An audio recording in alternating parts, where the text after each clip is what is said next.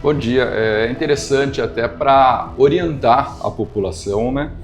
Teve uma grande repercussão, um fato ocorrido ontem, que foi um crime de maus tratos com resultado morte de um gato.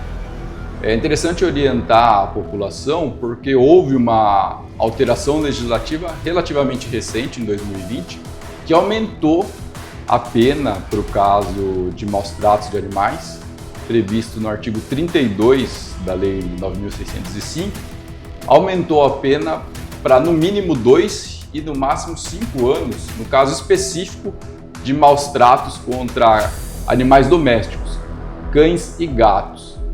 Então é um crime que não permite o arbitramento de fiança pelo delegado de polícia, porque a pena máxima é superior a 4 anos, e com um agravante, como houve o resultado morte, o parágrafo 2º do mesmo artigo, ele ainda prevê um aumento de no mínimo 1/6, podendo chegar até 1/3 do máximo da pena. Então nós vemos que é um crime com uma pena considerável, né? O cidadão que cometeu essa infração penal foi lavrado auto de prisão em flagrante dele. Importante aqui ressaltar o magnífico trabalho da Polícia Ambiental aqui de Cáceres, que efetuou a captura desse cidadão, o conduziu até a delegacia, já com elementos substanciais da materialidade do crime, o que possibilitou a lavratura do auto de prisão em flagrante e a ratificação da prisão-captura efetuada pelos policiais do Batalhão de Polícia Ambiental. E o cidadão vai ser apresentado à justiça para que seja efetuada a audiência de custódia dele. Bem, doutor, durante a sua oitiva ele alegou o que para a polícia? Ele permaneceu calado durante seu interrogatório, exerceu seu direito constitucional de permanecer calado, né? Mas para os policiais da Polícia Ambiental, do Batalhão de Polícia Ambiental, ele havia dito que não tinha a intenção de cometer de matar o animal, mas que infelizmente, em razão dos golpes que foram dados, os vídeos circulam pelas redes sociais, né? O animal veio a óbito, mas que ele não tinha a intenção. O que ele queria era apenas assustar o animal para que o animal saísse do seu quintal. Doutor, com relação a esse tipo de crime, o que o cidadão pode responder? Como que o cidadão pode responder se cometer um crime desse, doutor?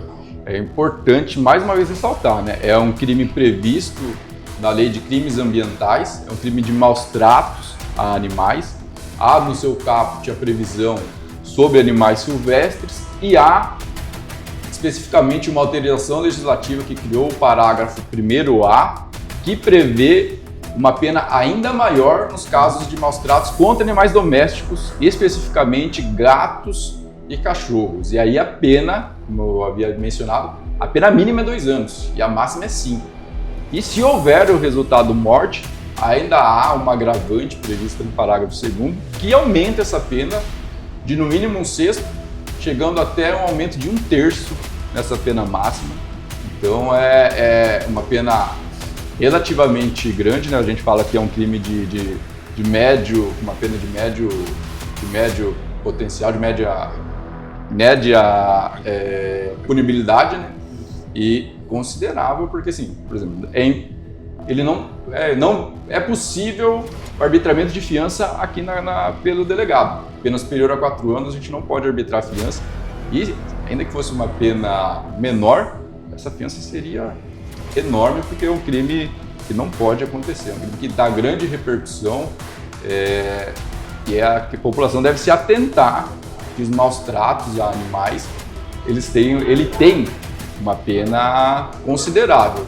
Então, quando se verifica que ocorreu um fato como esse, o cidadão vai ser punido. Doutor, tem informações também que tem outras passagens pelos crimes dessa mesma natureza? Não. Essa é a primeira passagem dele. Não há registros de que tenha ocorrido algo semelhante anteriormente, mas já na primeira passagem dele, ele já cometeu um crime de médio potencial ofensivo, um crime que gera grande repercussão e que tem uma pena considerável. Bem, vale destacar a participação da população que fez a denúncia.